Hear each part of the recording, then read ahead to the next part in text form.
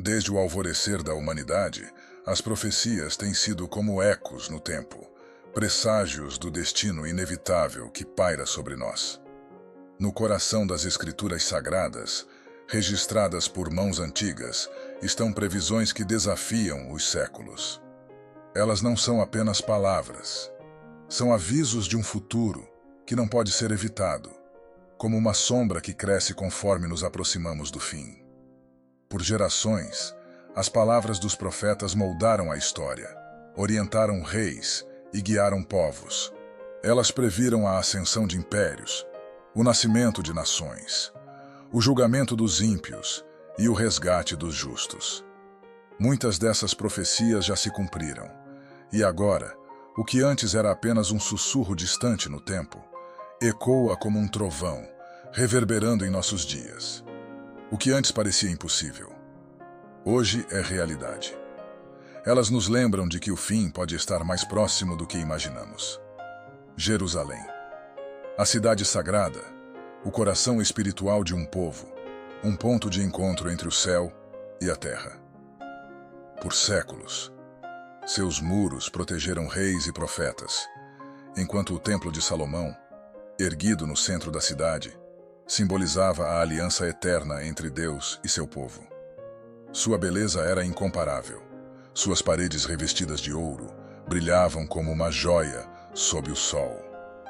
Era a morada de Deus entre os homens, o símbolo máximo da fé e devoção de Israel. Contudo, em meio à glória, havia um presságio sombrio, um aviso que poucos ousavam acreditar. Jesus de Nazaré, caminhando entre seus discípulos, olhou para o templo e profetizou algo impensável. Não ficará aqui pedra sobre pedra que não seja derrubada. Mateus 24:2. Essas palavras caíram como uma sentença de morte. Para muitos, a ideia de que o majestoso templo poderia ser destruído era absurda. Mas a profecia estava lançada, e o destino já havia sido selado. As sementes da destruição já estavam sendo plantadas. Um levante judaico contra o domínio romano incendiou Jerusalém. O clima era de tensão e revolta.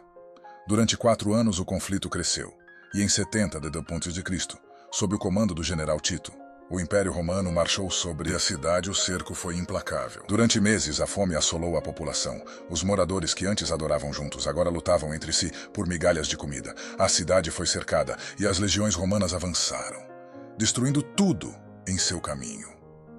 Não havia saída. Quando os soldados romanos finalmente invadiram, a ira de Roma foi liberada sobre Jerusalém. O templo, símbolo máximo de fé, foi saqueado, queimado até suas fundações, e suas pedras sagradas foram derrubadas, uma a uma, como havia sido profetizado. As riquezas do templo foram levadas, suas paredes desmoronaram em um mar de chamas, e o que restava de seu esplendor virou pó. Mais de 1 milhão de judeus perderam suas vidas em meio à carnificina. A cidade, antes resplandecente, foi transformada em ruínas e cinzas, um lembrete terrível do julgamento divino. Exatamente como Jesus havia predito, Ezequiel também havia avisado: Eu trarei a espada sobre vocês e destruirei os seus lugares altos. Ezequiel 6:3. Com a queda do templo, o centro espiritual de Israel foi destruído, e o povo que ali habitava foi disperso, como folhas ao vento, para todos os cantos da terra. A profecia de Lucas 21:24 se cumpriu. E Jerusalém será pisada pelos gentios, até que os tempos dos gentios se completem. A destruição não foi apenas física, mas espiritual. Jerusalém, a cidade sagrada, estava agora sob o controle dos gentios, e o coração de Israel havia sido despedaçado. As pedras caídas do templo ecoavam uma mensagem clara. O julgamento havia chegado, mas o que viria a seguir? O futuro permanecia envolto em mistério, uma sombra no horizonte. Muito antes da queda de Jerusalém, o destino dos impérios do mundo já havia sido revelado. Um jovem profeta, exilado em Babilônia, foi escolhido para receber uma visão que transcenderia o tempo. Daniel, fiel a Deus mesmo em terras estrangeiras, teve um sonho que o deixaria perturbado.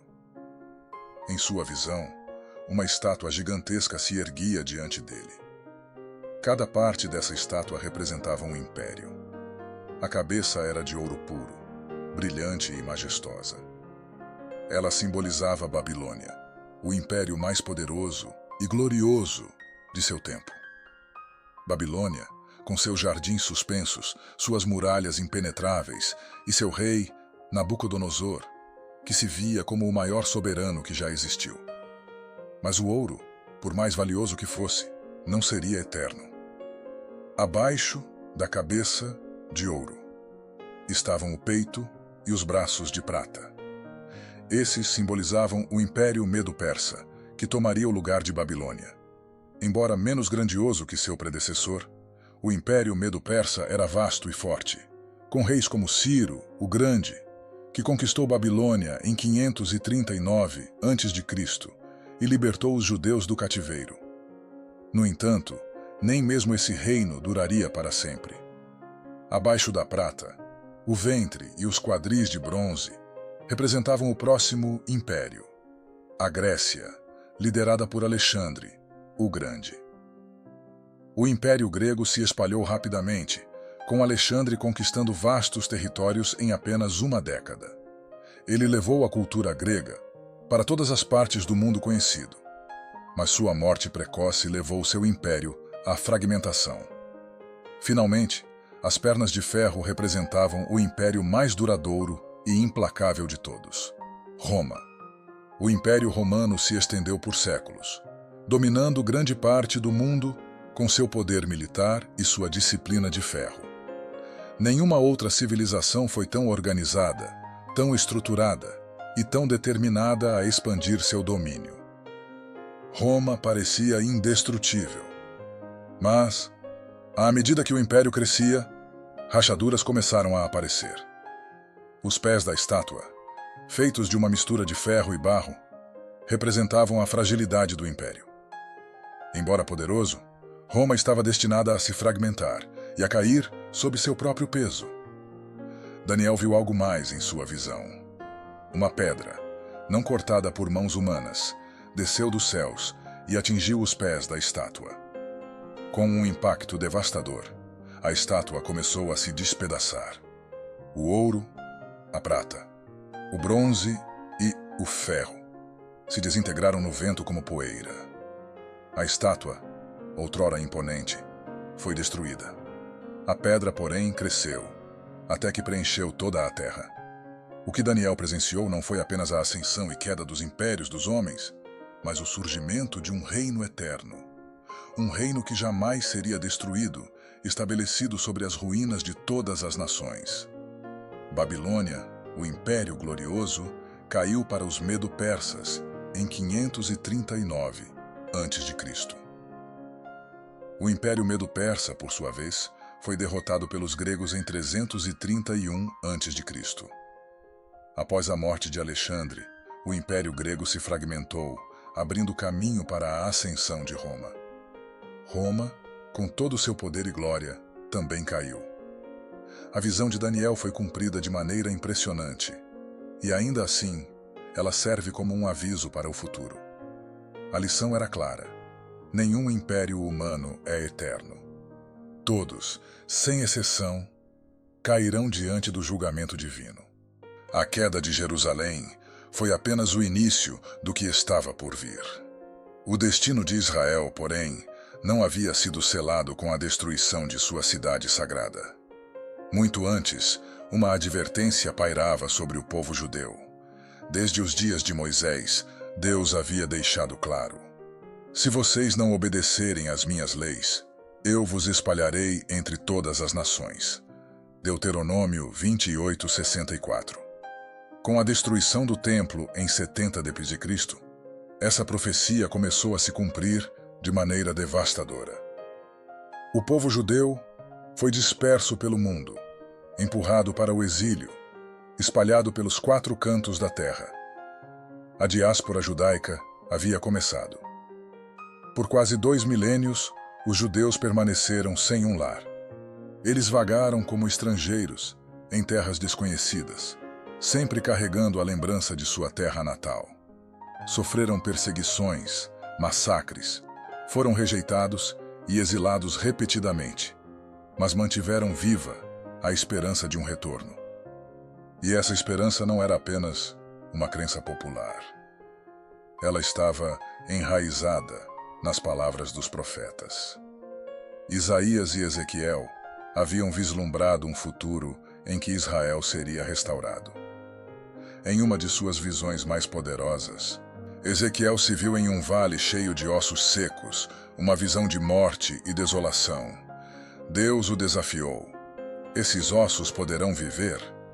Ezequiel 37:3.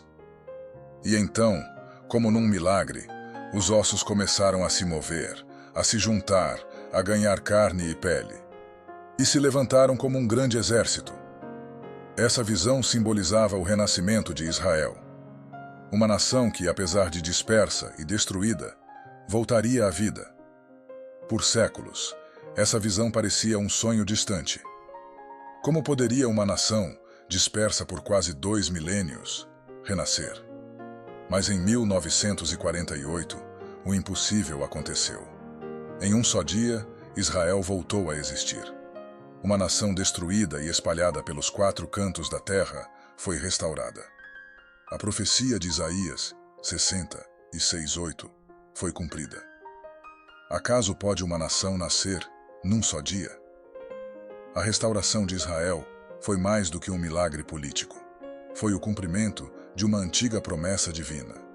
O povo que vagou por tanto tempo, que enfrentou tanto sofrimento, retornou à sua terra, e o deserto voltou a florescer. O renascimento de Israel não foi apenas o ressurgimento de uma nação. Foi um sinal de que as promessas de Deus não falham. Muitas profecias já se cumpriram, mas ainda há mais por vir. O Armagedon, o grande confronto final entre o bem e o mal, o julgamento de todas as nações e o retorno do Messias. O tempo está correndo, e cada profecia que se realiza nos aproxima do clímax da história. O destino da humanidade está se desenrolando, uma profecia por vez. E enquanto o relógio continua a marcar o tempo, a pergunta permanece: estamos prontos para o que está por vir? O relógio não para. E a história ainda está sendo escrita diante de nossos olhos.